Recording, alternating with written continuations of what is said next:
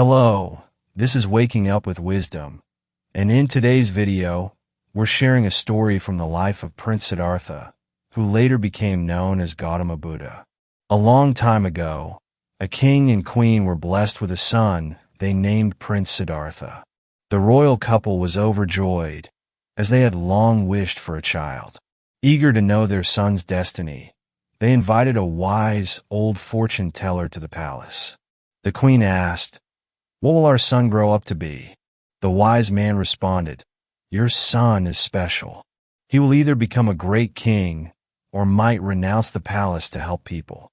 The king, anxious to keep his son on the path of royalty, quickly dismissed the latter possibility, declaring that Siddhartha would certainly become a king just like him. Determined to ensure this, the king provided Siddhartha with the best of everything and closely watched over his son's upbringing. When Siddhartha turned 7, the king told him, "It's time for you to start preparing to be a king. Here are the finest teachers to instruct you in everything you need to know." Siddhartha, a diligent student, excelled in his lessons, mastering skills such as horse riding, archery, and swordsmanship, everything a future king might need. The king was proud, confident that his son would one day be a wise and powerful ruler. But despite his rigorous training, Siddhartha found solace in nature. After his lessons, he would often retreat to the palace gardens, where he enjoyed observing the animals, squirrels, rabbits, birds, and deer, living peacefully. Siddhartha particularly loved watching a pair of white swans that nested by the lake each year. He would quietly observe them, fascinated by their grace and the way they cared for their young. One afternoon, as Siddhartha sat by the lake, he heard a sudden sound. Looking up, he saw 3 swans flying overhead. But to his horror, one of the swans suddenly fell from the sky. Rushing to the bird's side, Siddhartha discovered an arrow lodged in its wing. "Who could have done this?" he exclaimed, gently cradling the injured swan. He removed the arrow carefully and wrapped his shirt around the bird to comfort it. Just then, his cousin Devdutta arrived, claiming the swan as his own. "I shot it, so it belongs to me," Devdutta declared.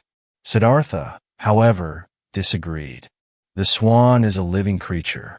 It's hurt, and we need to help it." The two boys argued until Siddhartha suggested they seek the king's judgment. When they found the king, he was initially annoyed by the interruption, but quickly realized the seriousness of their dispute. He listened as Devdutta explained that the law stated the swan belonged to the one who struck it. Siddhartha then presented his case, arguing that the swan was still alive and should belong to the one who wanted to save it. The ministers were perplexed, unsure who was right. At that moment, an old man entered the room and offered his wisdom. "If the swan could speak, it would tell you that it wants to live, to fly and swim with its kind. The swan would choose to be with the one who saved it, not with the one who caused it harm." Devdutta, realizing the truth in the old man's words, felt deep regret for his actions. Siddhartha, ever compassionate, invited Devdutta to help care for the swan until it healed. Together, they nursed the swan back to health, and when it was ready, they took it to the river and watched as it reunited with its flock. As the swan flew away, Siddhartha and Devdutta learned a profound lesson. Every living being deserves kindness and compassion. This experience was a pivotal moment in Siddhartha's life, marking the beginning of his journey toward enlightenment and his understanding of the deep connection between all living things. In life, we all experience 2 births.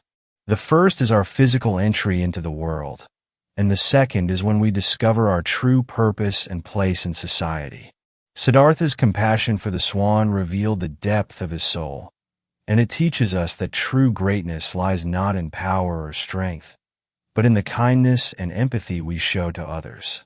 If you are struggling to find your purpose, perhaps you haven't yet experienced your second birth.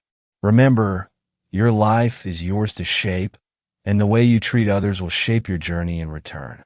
This is Waking Up with Wisdom Stories. Thanks for watching, and stay blessed.